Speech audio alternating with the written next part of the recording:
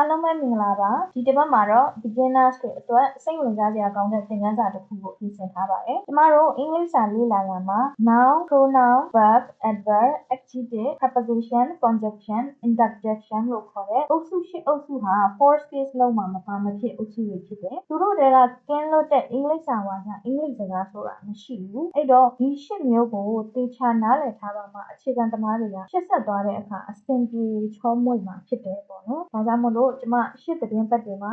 အင်္ဂလိပ်စာအခြေခံနဲ့ပတ်သက်တာတွေကိုတော်တော်လေးမျှဝေပေးခဲ့ပြီးဖြစ်ပါတယ်ဒီတစ်ပတ်မှာလည်းစောနာကပြောတဲ့အုပ်စုတွေက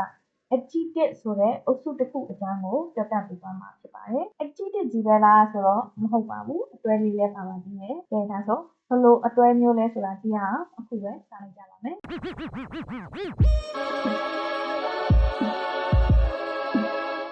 adjective ကိုမြန်မာတရားအရဆိုရင်နာမဝိသေသနလို့ခေါ်ပါတယ်။များသောအားဖြင့်မြန်မာလိုအဓိပ္ပာယ်မှာအောနဲ့ဆုံးနေတတ်တဲ့စာလုံးတွေဟာ adjective စာလုံးတွေဖြစ်ပါတယ်။အရင်ဆုံး adjective အမျိုးအစားဘယ်နှမျိုးရှိသလဲဆိုတဲ့နေရာကနေစလိုက်ကြပါမယ်။ adjective of quality ဒီ adjective of quality ကဘာကိုဖော်ပြတယ်လဲဆိုရင်လူတစ်ယောက်ယောက်တိရစ္ဆာန်တစ်ကောင်ကောင်အရာဝတ္ထုတစ်ခုခုရဲ့အရည်အသွေးဆိုတဲ့နေရာမှာကောင်းမှုဆိုးမှုတန်ဖိုးရှိမှုစတာတွေကိုဖော်ပြတဲ့စကားလုံးတွေဖြစ်ပါတယ်။ဥပမာပြောရရင် good ကောင်းသော bad ဆိုးသော beautiful လှပသော brave ရဲရင့်သော honest ရိုးသားသောစသဖြင့်ဒီလိုမျိုးဂုဏ်အရည်ချင်းတွေကိုဖော်ပြတဲ့စကားလုံးတွေဖြစ်ပါတယ်။ဒါကတော့ပထမဆုံးအမျိုးအစားတစ်ခုဖြစ်တယ်။ဒုတိယတစ်မျိုးက adjective of number ဒီအမျိုးအစားကတော့လူဘယ်နှစ်ယောက်ရှိတယ်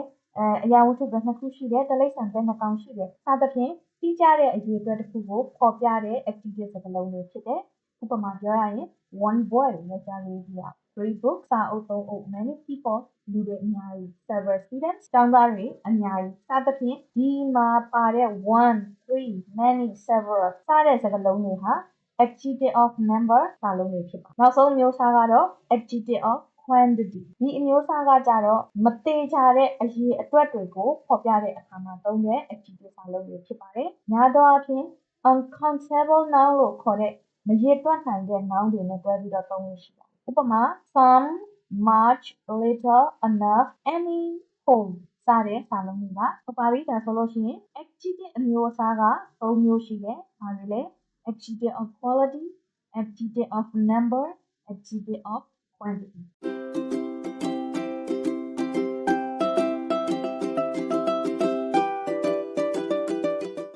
ကျမတို့ရှေ့မှာလေ့လာသွားတဲ့ adjective အမျိုးအစား၃မျိုးတွေက adjective of number နဲ့ adjective of quantity ပါကွာတယ်လဲဆိုတာကိုပြောပြပေးပါမယ်။ adjective of number ဆိုတာကတော့ countable nouns လို့ခေါ်တဲ့ရေတွက်ရနာမ်တွေနဲ့ပဲတွဲသုံးတဲ့ adjective စာလုံးတွေဖြစ်တယ်။ adjective of quantity ကတော့ uncountable noun လို့ခေါ်တဲ့ရေတွက်မရနိုင်တဲ့ noun တွေနဲ့တွဲသုံးတဲ့ adjective စာလုံးတွေဖြစ်ပါတယ်။ဒါကြောင့်မို့လို့အရေးအတွက်ကိုဖော်ပြတာချင်းအတူတူမှာ adjective of number က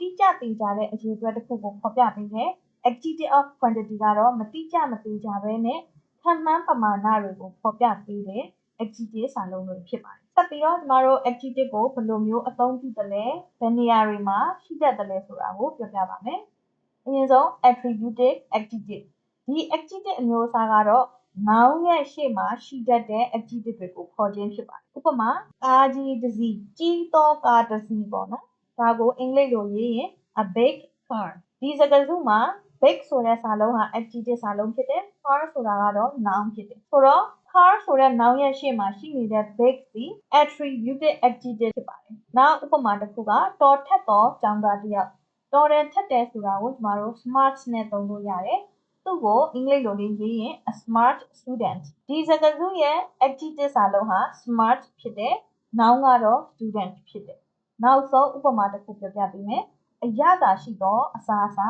delicious food ဒီစကားစုရဲ့ adjective ဟာ delicious ဆိုတဲ့စာလုံးဖြစ်တယ်။ noun ကတော့ food ဖြစ်တယ်။ဆိုတော့ပထမဦးဆုံး adjective ရှိတတ်တဲ့နေရာဟာ noun တွေရဲ့ရှေ့မှာရှိတတ်တယ်။ noun တွေရဲ့ရှေ့မှာရှိရင်သူ့ကိုသောဆိုတဲ့အဓိပ္ပာယ်နဲ့ဘာသာပြန်ရတယ်။ noun တွေရဲ့ရှေ့မှာရှိတဲ့ adjective ကို attributive adjective လို့ခေါ်တယ်။ဟုတ်ပြီ။ဒုတိယတစ်မျိုးကိုကြည့်ကြည့်ပါမယ်။ဒုတိယတစ်မျိုးကတော့ဒီမှာရေးပြထားတဲ့အတိုင်း the to be plus adjective ဆိုတဲ့ပုံစံနဲ့ရှိနေတဲ့ adjective တွေကို predicative adjective လို့ခေါ်ပါတယ်။ဥပမာသူ့ရဲ့သားကကြီးတယ်။သူ့ရဲ့သားဆိုတော့ his car ပေါ့နော်။ကြီးတယ်ဆိုတော့ကျမတို့မှာရှိတဲ့စာလုံးက big ဆိုတဲ့ကြီးသောဆိုတဲ့အဓိပ္ပာယ်ရတဲ့စာလုံးပဲရှိတယ်သူ့ကို verb အဖြစ်ပြောင်းခြင်းအဲ့တော့ဒီမှာဖော်ပြထားတဲ့အတိုင်း verb to be တစ်လုံးလုံးနဲ့ပေါင်းလိုက်တယ် his car is big သူ့ရဲ့ကားကကြီးတယ်နောက်ဥပမာတစ်ခုသူကတော်တယ် he is smart ဒီဝါကျနှစ်ကြောင်းမှာ big smart ဆိုတဲ့ adjective စာလုံးတွေရဲ့ရှေ့မှာ verb to be is ရှိနေတဲ့အနေအထားဖြစ်ပါတယ်ဒီမှာရှေ့တစ်ပတ်မှာမျှဝေပေးခဲ့တဲ့ verb to be သင်ခန်းစာမှာလည်းပါသွားတယ်ပေါ့နော် adjective ကို verb ဖြစ်ချင်ရင်ဘာလုပ်ရတယ်လဲ verb to be တစ်လုံးလုံးနဲ့ပေါင်းပေးရတယ်ဒီနေရာမှာဆိုရင် big ကြီးသောကနေကြီးတယ်ကြီးပြီဆိုတဲ့အဓိပ္ပာယ်ရပါတယ် smart တော်သောကနေတော်တယ်တော်သည်ဆိုတဲ့အဓိပ္ပာယ်ရသွားစေတယ်အဲ့ဒီလိုမျိုး adjective တွေကို predicated adjective လို့ခေါ်ပါတယ်ဒါကတော့ adjective အသုံးပြုပုံနှစ်မျိုးဖြစ်ပါတယ်ဟုတ်ပါပြီဒီအချိန်မှာကျမတို့ adjective နဲ့ပတ်သက်ပြီးတော့သိကုန်သိထားရမယ်အခြေခံအချက်လေးတွေကိုပြောပြပေးသွားတာဖြစ်တယ်ဒုတိယတစ်ပိုင်းမှာတော့အရန်ကိုစိတ်ဝင်စားစရာကောင်းတဲ့အပိုင်းတစ်ခုဆက်ပြီးတော့လေ့လာကြပါမယ်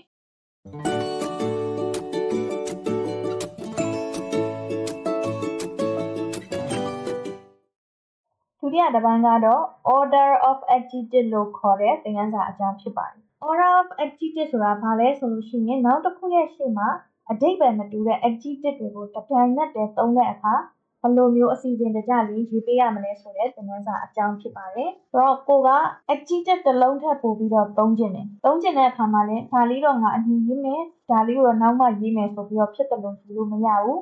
သူ့မှာသတ်မှတ်ထားတဲ့ rule ရှိတယ်ပေါ့နော်အဲ့ဒီ rule အတိုင်းအစီအစဉ်တွေကရေးပေးရမှာအဲ့ဒီ rule ကအခုမြင်နေရတဲ့အတိုင်းဖြစ်ပါတယ် opinion ဆိုတာကတော့အထင်အမြင်ပေါ့နော်ကိုမျက်စိနဲ့မြင်တဲ့အခြေအနေတွေကိုပြောခြင်းဖြစ်ပါတယ်နောက် size ကတော့အရွယ်အစားပေါ့နော်ကြီးတယ်သေးတယ်အရက်ရှည်တယ်အရက်ပုတယ်စသဖြင့်အဲ့ဒီလိုမျိုးစာလုံးတွေကိုပြောခြင်းဖြစ်ပါတယ်နောက် age ကသက်တမ်းအသက်အရွယ်နောက် shape ကတော့ပုံပန်းသက်တမ်းတွေလုံးဝတာလေးတောင်ကြတာအဲ့ဒီလိုမျိုးတွေကိုပြောခြင်းဖြစ်တယ် color ကတော့အရောင်ကြီးပေါ့နောက် origin ကတော့ဒီပစ္စည်းကဘယ်ကနေလုပ်တယ်လဲဘယ်နိုင်ငံကထုတ်တာလဲဘယ်မြို့ကထုတ်တာလဲစသဖြင့်အဲ့ဒီလိုမျိုးတွေကိုပြောခြင်းဖြစ်ပါတယ်နောက် material ကတော့အမျိုးအစားတွေ plastic တန်တို့ကြီးတို့စသဖြင့်အဲ့ဒါတွေကို material လို့ခေါ်ပါတယ် purpose ကတော့ရည်ရွယ်ချက်ဒီပစ္စည်းတစ်ခုဆိုလို့ရှိရင်အဲ့ဒီပစ္စည်းကိုဘာအတွက်ထုတ်လုပ်ထားတာလဲသမင်းစားစပွဲဆိုရင်သမင်းစားဖို့အတွက်ရည်ရွယ်ပြီးတော့ထုတ်ထားတာစာရေးစပွဲဆိုရင်စာကြည့်ဖို့စာရေးဖို့အတွက်ရည်ရွယ်ပြီးတော့ထုတ်ထားတာ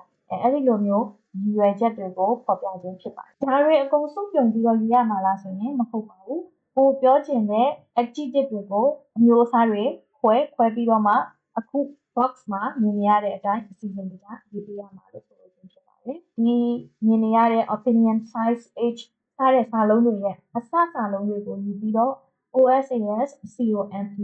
rule လို့လည်းခေါ်ကြပါတယ်ဒါကြောင့်မလို့ဒီလိုမျိုး rule တစ်ခုရှိတယ်ဆိုပြီးတော့မြင်တဲ့အခါအကြောင်းတော့မဖြစ်ရအောင်လို့ဒီသင်ခန်းစာကို adjective သင်ခန်းစာမှာထပ်ပြီးထားခြင်းဖြစ်ပါတယ်ဥပမာလေးတစ်ချောင်းလောက်လေ့လာကြည့်ကြပါမယ်မြန်မာနိုင်ငံအတွက်တသားဖြင့်ပြုလုပ်ထားသောသေးငယ်လှပသောလုံဝန်းသောအမြောင်ပကံအဟောင်းတစ်လုံးသင်တဲ့အခါပိုပြီးပြည့်ပြည့်စုံစုံလေးပါအောင်လို့ရှေ့ရစီပြန်ပြထားတာဖြစ်ပါတယ်ဟုတ်ပြီအရင်ဆုံးတစ်လုံးချင်းစီအင်္ဂလိပ်လိုလေးရေးကြည့်ကြမယ်မြန်မာနိုင်ငံဆိုတော့ Burmese တသားဖြင့်ပြုလုပ်ထားတယ်ဆိုတော့ wooden သေးငယ်သောဆိုတော့ small လှပတာကို beautiful လုံဝန်းတာကို round အနီအောင် red ပကံကတော့ bold အဟောင်းဆိုတော့ old တစ်လုံးဆိုတော့ A သို့မဟုတ် N ကိုသုံးပြရမယ်။ဘာသုံးရမလဲမသိဘူးလို့ကျွန်မနှစ်ခုလုံးကိုရေးပြပေးထားတာဖြစ်ပါတယ်။အမျိုးအစားလေးကိုခွဲကြည့်ရအောင်။ Burmese ဘယ်နိုင်ငံကလုပ်တာလဲဘယ်နိုင်ငံထုတ်လဲစသဖြင့်အဲ့ဒါတွေက origin ဆိုတဲ့အမျိုးအစားထဲမှာပါတယ်။ Wooden ဆိုတာကတော့ဘာနဲ့ပြုလုပ်ထားတာလဲ။သက်သားဖြင့်ပြုလုပ်ထားတယ်ဆို။သက်သားတို့ plastic တို့တန်တို့စတာတွေဟာဘယ်အုပ်စုဝင်လဲဆိုရင် material အုပ်စုဝင်ဖြစ်တယ်။သိငယ်တာကဘာလဲ size လှပတာကကြတော့ opinion လုံးဝန်းတာကကြတော့ဘာလဲ shape အနီအောင်ကကြတော့ color ပကံကတော့ noun ပေါ့နော်ဒါက adjective မဟုတ်ဘူး old ကကြတော့သက်တမ်းဒီလိုမျိုးရေးပြီးတဲ့အခါဘာကအရင်လာရမလဲဆိုရင် opinion ကအရင်လာရမှာဖြစ်တယ်အဲ့တော့ဒီစာလုံးတွေကဘာကိုအရင်ဆုံးရေးမလဲ beautiful ကိုအရင်ဆုံးရေးမယ်ဒါပေမဲ့ကျမတို့ဒီ adjective တွေထက်ပိုပြီးစောပြီးတော့ရေးရမယ့်စာလုံးတစ်လုံးရှိတယ် A သို့မဟုတ် N ဆိုတဲ့စာလုံးဖြစ်တယ်ဆိုတော့ A ကိုသုံးမလား N ကိုသုံးမလားဆိုတော့ beautiful ဆိုတဲ့စာလုံးရဲ့အစတန်ဟာအတန်မဟုတ်တဲ့အတွက် A ကိုသုံးရမှာဖြစ်ပါတယ်ဆိုတော့ opinion ပြီးရင်ဘာလာရမလဲပေးထားတဲ့အထက်ကနေကြည့်ပါ size လာရမယ် small နောက်တစ်ခု age old နောက် S တစ်ခုကတော့ shape round color က red origin Burmese material က wooden ပုံသွားပြီဖြစ်တဲ့အတွက်နောက်ဆုံးမှာ noun စာလုံးကိုထည့်ပေးရမှာဖြစ်တယ် noun ကပါလေ bowl အဲ့ဒီလိုမျိုးလေးတွေကိုကိုကအမျိုးအစားတွေခွဲပြီးတော့အစီအစဉ်တကျလေးရေးတတ်ရမှာဖြစ်ပါတယ်ဒါပေမဲ့ဆရာတယောက်ရဲ့အကြံပြုချက်ကတော့ adjective ကိုနှလုံးသုံးလုံးထပ်ပို့ပြီးတော့သုံးလိုက်တဲ့အခါကျရင်မလှတာမျိုးတွေဖြစ်သွားတတ်တယ်ပေါ့နော်။ဘာကြောင့်မလှတာမျိုးတွေမှားလဲမှားတတ်သွားတယ်ပေါ့နော်။အဲ့ဒါကြောင့်မို့လို့နှလုံးသုံးလုံးထပ်ပို့ပြီးတော့မသုံးသင့်ဘူးဆိုပြီးတော့အကြံပေးထားတာလေးဖတ်ပြီးပါတယ်။ဟုတ်ပါပြီ။ဒါဆိုရင်ကျွန်မအမြဲပြောနေသလိုမျိုးပဲသူများဘာသာစကားကိုလေ့လာနေတာဖြစ်တဲ့အတွက်များများလေ့ကျင့်ရမယ်။များများလေ့လာရမယ်။ဒါမှပဲကျွမ်းကျင်တဲ့အဆင့်ကိုရမှာဖြစ်တယ်ပေါ့နော်။ဒါကြောင့်မို့လို့ဒီ order of adjective ကိုလေ့ကျင့်လို့ရအောင်လေ့ကျင့်ခန်း၅ကြောင်းကိုထပ်ပြီးထားပါတယ်။ဒါလေးကိုကိုယ့်ဘာသာကိုအိမ်မှာ self study လုပ်ပါဘာမှမခက်ဘူးပေါ့နော်။ဒီမှာရှင်းမှာပြောသွားတဲ့ rule လေးကိုမှတ်ပြီးတော့အစီအစဉ်တကျလေးရေးကြည့်ပါ။အဖြေတိုက်ချင်တယ်ဆိုရင် YouTube မှာပဲဖြစ်ဖြစ် Facebook page မှာပဲဖြစ်ဖြစ်အဖြေလေးတွေလာပို့ပြီးလို့ရတယ်။ဒါမှမဟုတ်ကိုမှတခြားသောအဖြေစစ်ပေးတဲ့စစ်လို့ရတဲ့နေရာတွေဆရာတွေရှိတယ်ဆိုလို့ရှိရင်မေးမြန်းလို့ရတယ်ပေါ့နော်အဓိကကတော့လေ့ကျင့်နေဖို့ကအရေးကြီးတယ်ဒါတွေအပြင်တခြားသောကိုလက်လန်းနေရာကနေလေ့ကျင့်နိုင်လို့လည်းများလုပ်ပါ Okay ဒါဆိုလို့ရှိရင်တော့ကျွန်မဒီနေ့မျှဝေပေးသွားတဲ့ activity အကြောင်းရဲ့ order of activity အကြောင်းရဲ့ကိုနားလည်သဘောပေါက်သွားကြလိမ့်မယ်လို့မျှော်လင့်ပါတယ်ထုံးစံအတိုင်းဒီဗီဒီယိုကနေအကျိုးကျေးဇူးတစ်ခုခုရရှိသွားကြလိမ့်မယ်ဆိုလို့ရှိရင်အရင်ကမှသင်ပန်းရကြိုးနှစ်ပါတယ်ဟုတ်ပါပြီဒါဆိုနောက်တစ်ပတ်ဒီမှာလည်းဆက်ဆုံကြပါမယ် See you next time bye bye